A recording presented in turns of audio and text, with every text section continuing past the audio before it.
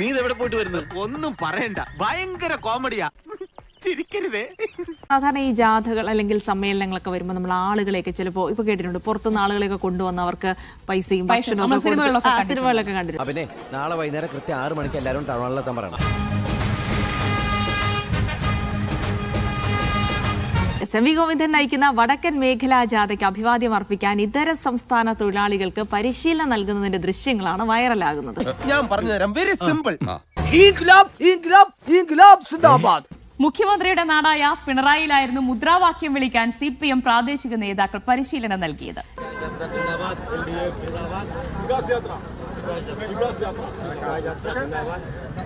എന്നാ നമുക്ക് മുദ്രാവാക്യം വിളി തുടങ്ങാം.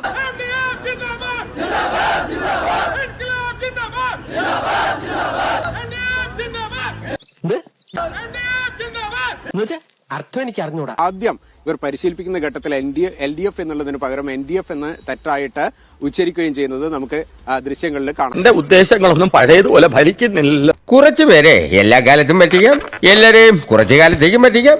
പക്ഷേ എല്ലാരെയും എല്ലാ കാലത്തും പറ്റിക്കാൻ പറ്റില്ല.